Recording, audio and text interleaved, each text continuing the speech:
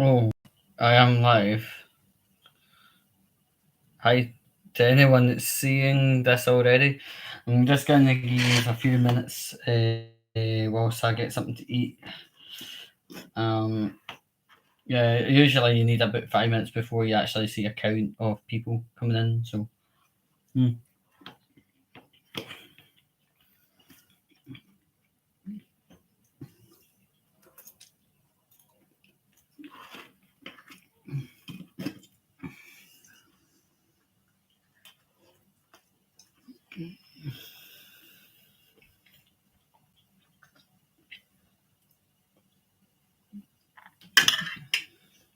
What is this saying?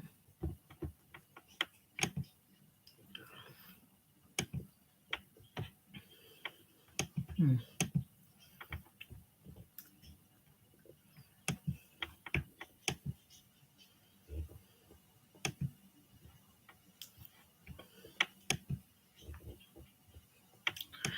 Alright, well, I've got a few minutes to get this something to eat and then walking and stuff. I've got big things to tell, by the way.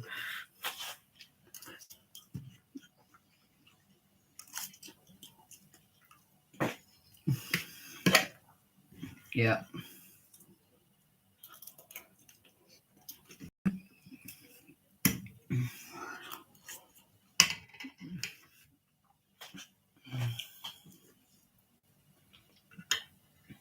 So, folks, how was your weekend? Well, mine was alright. It was very quiet. Like Friday was, I got woke up in the early hours of the morning with the wind. It was alright. Saturday, Sunday, nah, I didn't really do fuck all either day.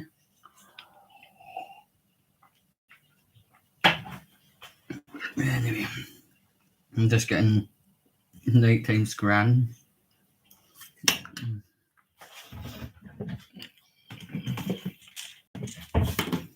Mm-mm-mm.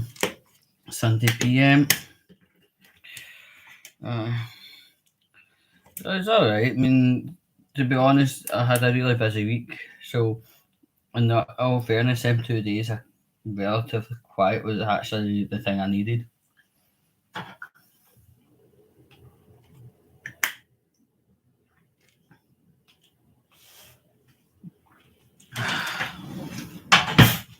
But it's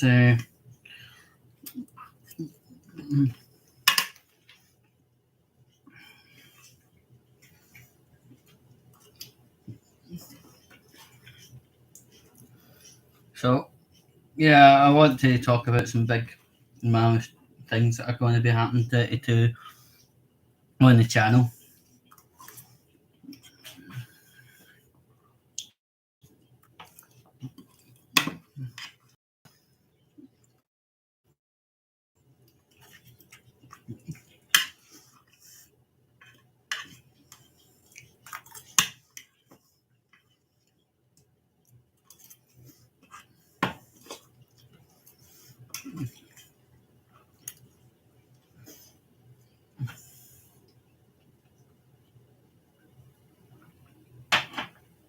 If anyone's not guessed already, we're actually in my kitchen.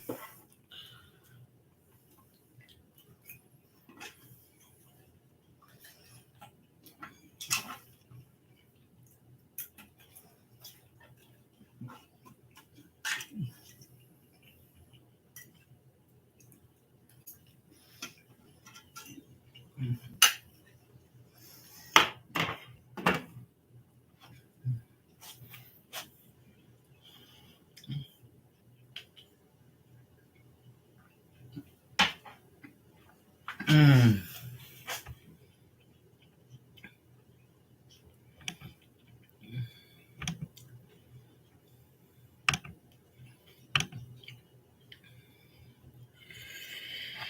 So yeah, I'm just kind of seeing if there's anybody going to be joining because I hope what I'm going to be told and tell you on here will get out wide and far.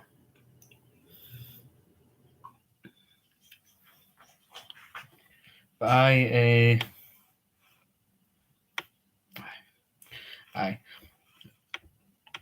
2022 is going to be mammothly different, right? And I'm hopefully looking at this and honouring the term sustainability.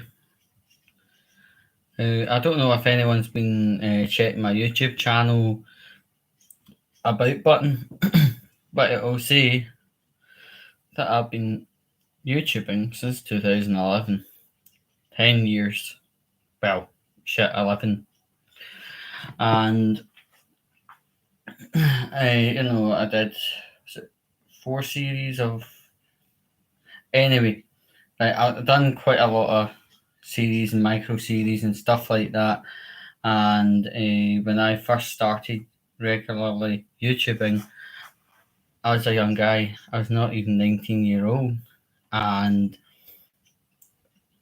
the thing is, since 2011 to 2022, there has been a lot of time passing by. I'm not getting any younger. And when I was I was a student. So I had a lot more available time than I do now. And as the years went on, I got a job and more hours and more hours and whatever. Right? So, you know, the way I'm thinking about the sustainability, I'm hopefully going to look at how to produce a product for the YouTube audience that is entertaining, inspiring, etc., but also isn't an absolute massive burden to edit together. Because this is the first time I've actually mentioned this on YouTube, but to produce an episode of, let's say, one van and one camera, for instance, between first getting the files loaded into a computer and rendering a file and then putting it to YouTube, probably about 20 to 25 hours. And in 2021's roster of YouTube videos, I was looking at how to bring the what I call the turnaround time, the whole time of editing down, and I had got the time down from 20 to 30 hours when it was one van and one camera. It was averaging about 25, but let's call it 25 for one van and one camera, and I cut that down to 18 for an episode of what I was doing in 2021. So that was a nudge in the right direction. I would like to bring in this year the video content that I'm going to do into less than 20, maybe 15 to 20 uh, bracket. And the thing is, I want to produce something that is, clean and tidy, inspiring, etc., and it is sustainable in the terms of editing and getting it up onto YouTube. I want to have something that would be pretty decent. I want to have something that's pretty decent and doesn't take most of the calendar to get edited, and that is the kind of sustainability bracket I'm wanting to be dealing with. That's exactly the sustainability bracket I'm wanting to be dealing with. That boils a bastard, but anyway, that's what I really want to do, because as I say, I'm getting more hours these days, and also I could be coming up to a junction in my life where you never know, girlfriend could come into the picture, or I could get work in another city rather than Glasgow, or life circumstances change, and I don't think having like 2021, 2020, etc. is going to be sustainable. I want to have something which I can show you very well, very nice, very neat and tidy, but it doesn't take the best part of 2 weeks to edit. I want something that is nice, clean, and ready to put up quite quickly. Um, and hopefully, this thought of sustainability will actually prevent me having to do these, I call it lockouts, where I actually tell people I'm off social media for X amount of days, I'm off the phone for X amount of days, I need this done, blah, blah, blah. Hopefully, this will kind of alleviate some of it, or maybe a whole lot if I'm lucky. But the actual modus operandi with regard to filming, I'm hopefully going to be taking the audience on various trips here and there. It's somewhat similar to one Van Cameron and other predecessing YouTube videos, but, and this is a massive but, it's got to be all about travelling. And it's hopefully going to be quite good. It's going to be all about travelling. We won't have characters and plotline and stuff and longer term plotline because we don't know if this actually has a longer term uh, duration. So what we'll do is we'll take the camera out, go places. Um, what else? Maybe have a wee sketch or two in between getting from one place to the other, but we're not going to be really focusing on sketches and stuff. Thug life is pretty much all but gone now. Girly things all but gone now, but they're going to. I'm going to have a roll of thug life videos and just girly things on their own, but that's separate to the kind of video series I'm hoping to bring. I'm hoping to bring, you know, something that's nice, straightforward. You don't need to read out a book full of lore to actually understand what's going on. It's quite straightforward. It's just grab the camera, go for a journey, talk a wee bit, and edit YouTube. So that's what I'm hoping to do. Now, I have been asked once about you. Was it what's that a website? What's that one all the pedos are on? TikTok. I was actually asked, what was my thoughts about TikTok, and I said, well, it's a pedo den, number one, and number two. I'm not going to be providing video to put on a website, and it could go all manner of sour directions.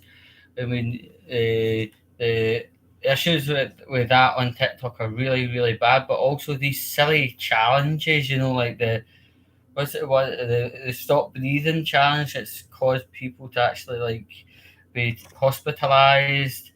Various other ones, and I don't have a list in front of me, but these are like serious life endangering scenarios. Uh, Basically, bringing vulnerable people to that platform, do these silly life endangering challenges, and get likes. I mean, it is a literal translation of dying for likes. That's wrong. I'll never approve of that. And I'll never approve of these pervert men going on to TikTok and asking females, very young females, very, very crude things. Adminning for TikTok regarding creeps, it's not that good. Natural honesty. There was a famous scenario where a lassie was getting harassed sexually on TikTok. She reported everything, and they came back 10 minutes later saying, "Yeah, that's fair use of English language." Though, if the admins are advocating that kind of stuff, they may as well be at it and all. Uh, there's there's very, very many problematic things about TikTok. So much so I can't get into talking about the problems on TikTok without actually making a separate video about TikTok, if you get me. So, in all honesty, I said to a person, as I said, I'm not interested in TikTok. It's a pedo den. So that's the answer. Twitch, I don't know. Maybe. I've just not had enough time to actually look at what Twitch is. I have had a look at brand YouTube. Brand YouTube is quite a cool thing, but unfortunately, trying to upload a video is biblically difficult. There's no point. So I'm going to have a look. There's a website called BitChute, but I don't know what I don't know what it's like. If anyone knows what BitChute is like, let me know, kind of thing. That boiler must be on heating. Damn it. Anyway, but yeah, it's all about sustainability as well, and trying to do the edit on the laptop rather than actual like a big computer, because laptops are only like 75 watt or something like that, where towers are maybe like 800 watt, 900 watt, whatever. So, and that also means I'm not relying on wall voltage. um I'm relying on battery instead. I I'm not trying to appease with Greta Thunberg or any other idiot like it. Um, but it makes more sense to do it on a laptop because quite often I'm editing on the fly. I'm on the bus editing. I'm on the train. Uh, I'm waiting in a station lounge for something or someone, and it just makes sense doing it then and there. So that's the kind of things that are basically going to be going down on the channel. And yeah, if there's anything you can sensibly suggest, uh, put a comment in. And that's another thing, just to address a matter, I do not disallow YouTube comments. I allow them. I get a notification whether to accept the comment or not. If they're fine, that's fine. Batter in. If they're not, then you know where it can go. But ultimately, I do accept comments on this channel. Always has, always will. I put on comment approval back in 2012 because actually I got the YouTube channel. I can't say but a YouTube channel got trolled by a furry bloody firing mad links to porn, and I spoke to a YouTuber, another YouTuber at the time, and the person taught me through the settings, and from then I've just never turned the setting off. I've just never felt any necessity to turn it off. But ultimately, comments are there. There's no denying that, and that's that. But if in the very few occasions I've actually been like hurt with hateful comments, or it's been a very, very small amount, absolutely small. They probably not even came anywhere close to being a problem, and that facility actually keeps that shit at bay. That's only the reason I've had comment approval on. Comment approval, as I said, was put on in 2012 and just never turned off. I've never seen any particular reason to turn it on or off, so I just left it the way it was, and it was just left in the on position, and that was it.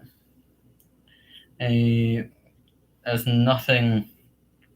There's nothing bad about it. I mean, if you think about it, if you're an admin for something and it has a reasonable size, you would be forever having to check the comments, check, or have this facility on, and you can see at a much bigger size screen what the comment is, whether it should stay on the channel or not, with a very simple click a button. I think I would rather do that than have to open it up every day and see the comments that are not to be there on there and then manually remove them one by one. That's no point. But the comment approval, your comment does actually get through to me. That's not a problem. If the comments are constructive and reasonable, they go forward onto the channel.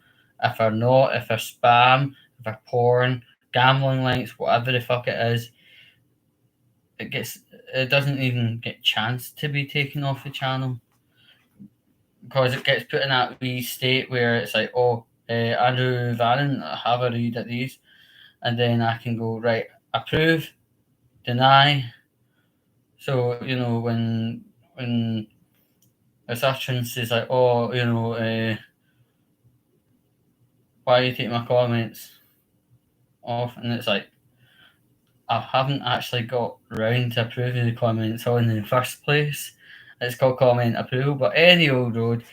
I've pretty much done. That's all you need to know at this point. Catch.